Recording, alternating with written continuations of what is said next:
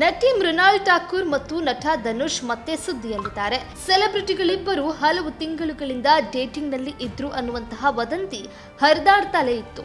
ಈ ಜೋಡಿ ಒಟ್ಟೊಟ್ಟಿಗೆ ಹಲವಾರು ವೇದಿಕೆ ಕಾರ್ಯಕ್ರಮದಲ್ಲಿ ಭಾಗಿಯಾದ ವಿಡಿಯೋ ಹಾಗೂ ಫೋಟೋಗಳು ವೈರಲ್ ಆಗಿದ್ವು. ಅಲ್ಲದೆ ಇಬ್ಬರು ಮುಂದಿನ ಫೆಬ್ರವರಿಯಲ್ಲಿ ಮದುವೆಯಾಗಲಿದ್ದಾರೆ ಅನ್ನುವ ಮಾತುಗಳು ಕೇಳಿ ಬಂದಿತ್ತು.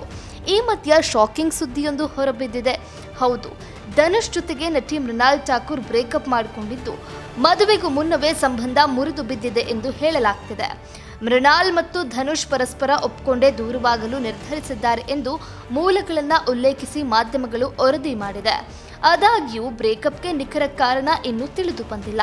ಧನುಷ್ ಹಾಗೂ ಮೃಣಾಲ್ ಇಬ್ಬರ ಡೇಟಿಂಗ್ ಕುರಿತು ಸೋಷಿಯಲ್ ಮೀಡಿಯಾದಲ್ಲಿ ವದಂತಿಗಳು ಹರಿದಾಡ್ತಲೇ ಇದೆ.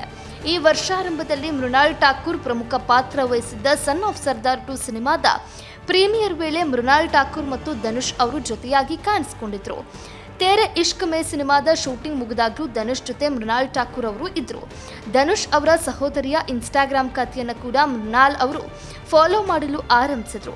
ಈ ಎಲ್ಲ ಕಾರಣದಿಂದ ಧನುಷ್ ಮತ್ತು ಮೃಣಾಲ್ ಬಗ್ಗೆ ಡೇಟಿಂಗ್ ಗಾಸಿಪ್ ಹಬ್ಬಿದೆ. ಸದ್ಯ ಈ ಜೋಡಿ ಪರಸ್ಪರ ಒಪ್ಪಿಕೊಂಡು ಬ್ರೇಕಪ್ಗೆ ಮುಂದಾಗಿರೋದು ನೆಚ್ಚಿನ ಅಭಿಮಾನಿಗಳಿಗೆ ಭಾರಿ ಬೇಸರ ತರಿಸಿದೆ.